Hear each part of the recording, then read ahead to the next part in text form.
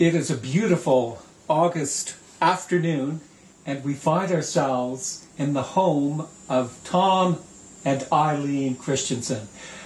Tom and Eileen are longtime members of the North Frontenac Little Theatre. Hi, Tom. Eileen. Hi, Brian. We are honoring Tom and Eileen this year with an NFLT Certificate of Merit for a unique and valued contribution to our ongoing success as a little theatre. Now, this award not only recognizes Tom and your participation, Tom, as an actor in many of our productions over the last 15 plus years, and Eileen as a constant companion and supporter of her husband, and fondly regarded as NFLT's #1 fan. But we're also recognizing Tom and Eileen's special support and belief in community theater. Tom, with Eileen by his side, is a true advocate for youth involvement in community theater, and they've demonstrated that by their participation in many child-oriented productions. As further demonstration of spirit and support, Tom, a wood burner and carver by avocation, has prepared wooden plaques of appreciation for casts of many of our shows. Tom and Eileen, congratulations, and thanks for having us here today. You're most welcome. Okay, Tom, let's go to your initial involvement with the North Frontenac Little Theatre. So, how did you come to join the group? And you were mentioning your first production and meeting me. Tell us about the story. It was a mistake. I went for another show that you were having. I think it was King and I or something after that, and I tried out for that out. And you said, well, when you're here, would you read a couple of parts? And I found out over the years, you don't let Brian Robinson line you up that way.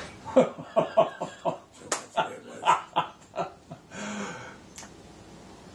Eileen, how did you feel? You had just sort of moved to the area and sort of were settling in, and all of a sudden your husband wanted to become part of this little theater in Charlotte Lake. What did you think about that? Well, I was all for it. One of my favorite forms of entertainment is live theater. I've always had a love of that. Dinner and live theater was a favorite evening for me, so there was that.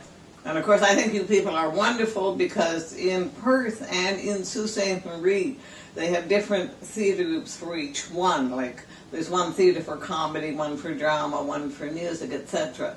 But you people do it all. You can switch from comedy to drama to music to.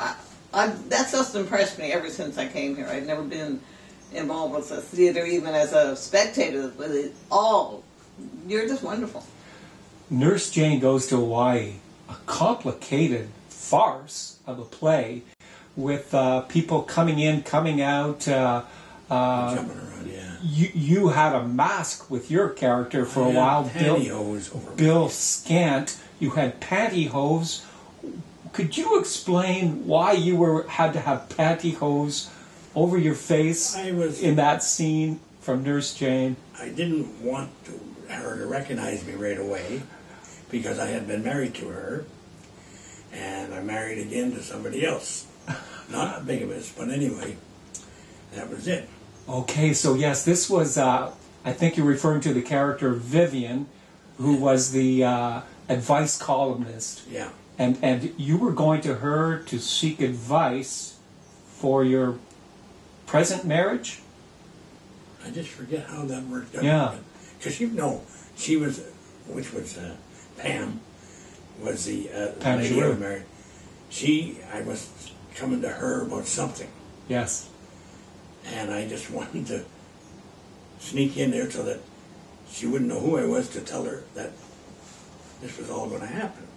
Uh-huh. So I sat there with this pantyhose with the long legs hanging over my shoulders. Tom, with our little theater, you've acted in many of our productions. Several kids' productions that I know you love, like The Wizard of Oz and Aladdin. You've acted in a couple of the farces. We were talking about Nurse Jane, and there was that one, Never Too Late. And also you've done the big ones, the big musicals. I know you were in Guys and Dolls and Anne of Green Gables. You had a role.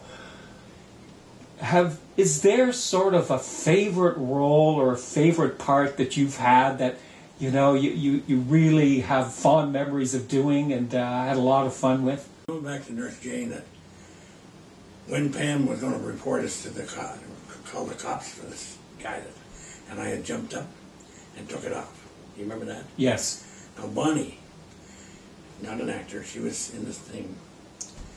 She says, "Oh my, that's a man from our church." And it was right from the audience, you see. Oh. And that just froze me then because I didn't know what to do. You see. But that's pretty good. That's something.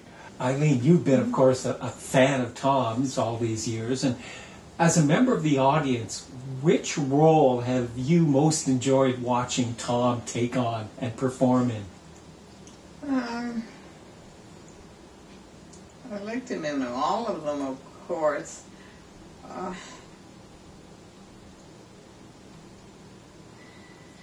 I would suppose because he was under great strain as the guard in The Wizard of Oz, because he kept on doing it after he had severe health issues. But the first thing he asked when he got his diagnosis, he asked the doctor, was, "I'm already in rehearsal, what will I do about the show?"